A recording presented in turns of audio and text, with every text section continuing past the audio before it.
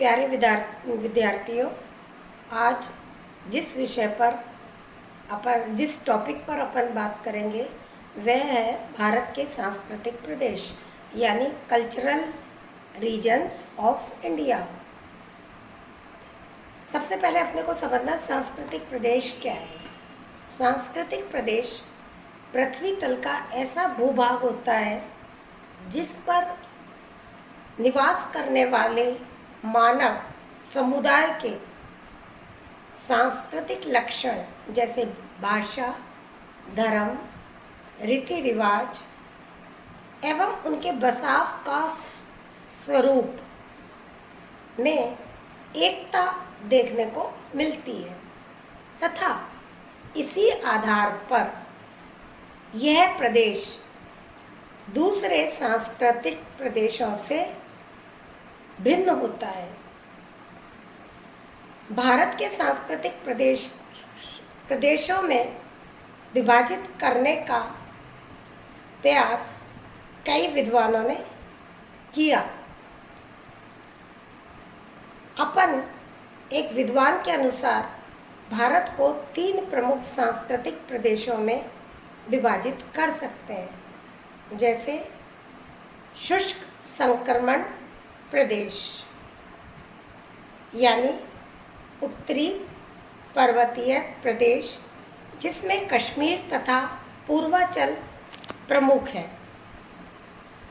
Number 2, Hindustan संस्कृति प्रदेश, इसमें पश्चिम बंगाल, बिहार, असम एवं मध्यवर्ती भारत संस्कृति क्षेत्र प्रमुख है। और तीसरा हमारा है प्रायद्वीपीय भारत संस्कृति प्रदेश।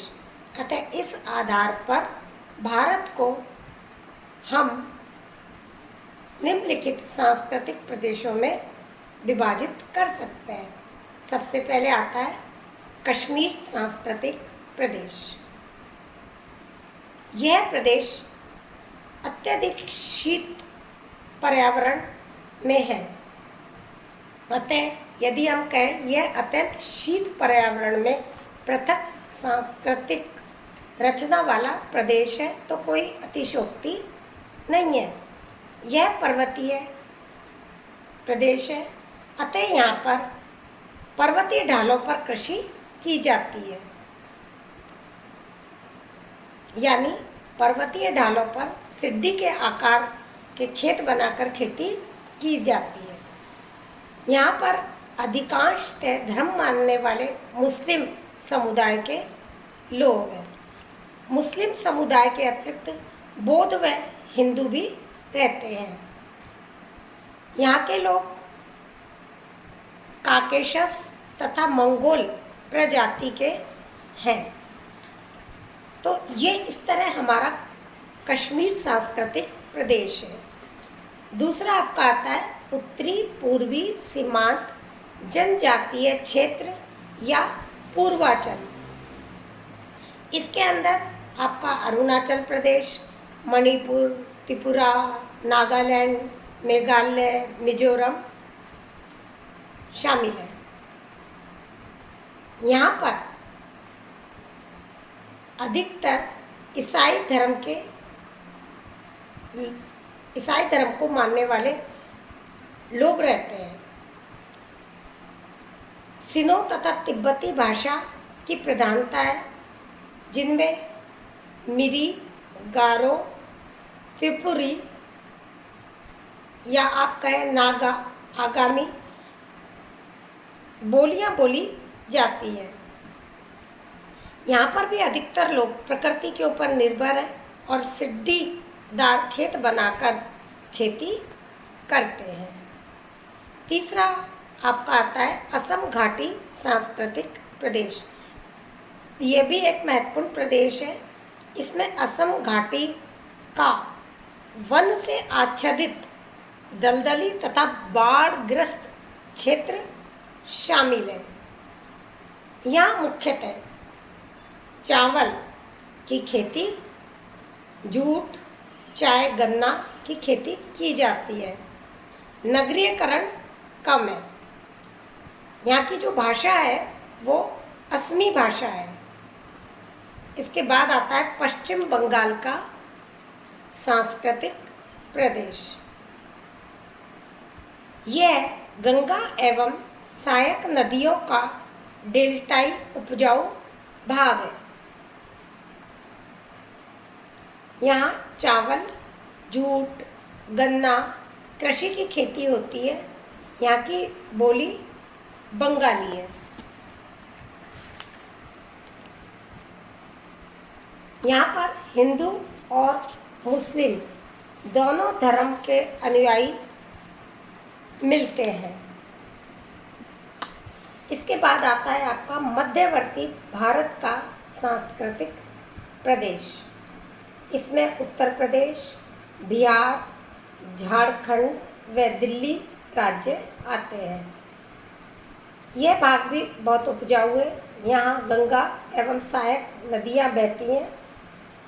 उच्च जनसंख्या का केंद्र है, यानी यहाँ पर जनसंख्या का घनत्व बहुत अधिक है। अधिकांश जनसंख्या कृषि में लगी हुई है। यहाँ इंडो आर्यन वर्ग की भाषा बोली जाती है। अब आपका आता है पंजाब सांस्कृतिक प्रदेश। यह भी बहुत ही महत्वपूर्ण प्रदेश है। यहाँ की जलवायु मानसूनी है। इसमें पंजाब एवं हरियाणा सम्मिलित है। यहाँ पंजाबी व हिंदी भाषा बोली जाती है। हरियाणवी भी बोली जाती है। भूमध्य सागरीय एवं पूर्वी आज नार्डिक प्रजाति के लोग यहाँ रहते हैं। कृषि प्रधानता वाला 5 नदियों का यह मैदान है। अब इसके बाद आपका आता है शुष्क पश्चिमी क्षेत्र। इसका विस्तार राजस्थान एवं गुजरात में है। भाषा गुजराती और राजस्थानी है, यानी मारवाड़ी व मेवाड़ी एवं मालवा। यहाँ जो धर्म है वो हिंदू एवं मुस्लिम है। यहाँ शुष्क जलवायु है। प्रकृति से यहाँ के लोग निरंतर संघर्ष करते रहते हैं। सूखा, चक्रवात, भूकंप जैसे गुजरात में जैसी आपदाएं प्रभाव डालती रहती हैं। अरावली के दक्षिण एवं पूर्वी भागों में जनजातीय जनसंख्या निवास करती है। अब आता है मालाबार तटीय प्रदेश। यह प्रदेश पथरीला एवं समुद्र तटीय है। यहाँ पर रबड़, चाय, नारियल, मसाले, काजू की कृषि की जाती है। यहाँ पर मलयालम, कन्नड़ एवं कोंकणी भाषा बोलते हैं। ज़्यादातर ईसाई धर्म व हिंदू धर्म के लोग हैं। पूरा भूमध्य सागरीय एवं आर्द्र ऑस्ट्रेलायड है। इसके बाद आता है आपका कोरोमंडल तटीय प्रदेश। इसका विस्तार तमिलनाडु एवं आंध्र प्रदेश में है। यहाँ प्रकृति ने विभिन्न प्रकार के संसाधन दिए हैं और प्रकृति में विषमता भी देखने को मिलती है। यहाँ की जो भाषा है वो तेलुगु और तमिल है। यहाँ हिंदू एवं मुस्लिम धर्म के अनुयायी रहते हैं। पूरा भूमध्य सागरीय एवं आर्द्र ऑस्ट्रेलियट जाति के लोग यहाँ देखने को मिलते हैं। अब आपका आता है आंतरिक दक्षिणी सांस्कृतिक प्रदेश। इसमें तमिलनाडु, मध्य प्रदेश, छत्तीसगढ़, महाराष्ट्र, कर्नाटक, आंध्र प्रदेश आदि सम्मिलित है। यहाँ की भाषा मराठी यहाँ मराठी भी बोली जाती है, हिंदू भी बोली जाती है, तेलुगु भी बोली जाती है। यहाँ हिंदू एवं मुस्लिम, ईसाई, जनजातीय, बौद्ध की मान्यता है। अब आपका आता है द्वीप समूह। भारत के दोनों प्रमुख द्वीपों के समूहों में सांस्कृतिक समरूपता नहीं है। लक्षद्वीप में सागरीय मुस्लिम संस्कृति पाई जाती है। अंडमान निकोबार में दक्षिणी पूर्वी एशियन संस्कृति द्वीपीय के लक्षण मिलते हैं। यहाँ मान निकोबारी भाषा बोलते हैं तथा निग्रोटो प्रजाति के लोग यहाँ रहते हैं। तो इस तरह हमने देखा भारत को विभिन्न सांस्कृतिक प्रदेशों में बांटा गया है। यहाँ विभिन्न धर्म, विभिन्न जाति के लोग रहते हैं, यानी हिंदू, मुस्लिम, सिख, ईसाई और विभिन्न भाषा के बोलने वाले लोग रहते हैं। विभिन्न भागों में विभिन्न प्रकार की खेती की जाती है। कहीं गेहूँ, गन्ना, चावल की खेती की जाती है, कहीं कपास की खेती की जाती है, तो कहीं जूट की खेती की जाती है। तो और खेती करने के तरीके भी अलग अलग देखने को मिलते हैं।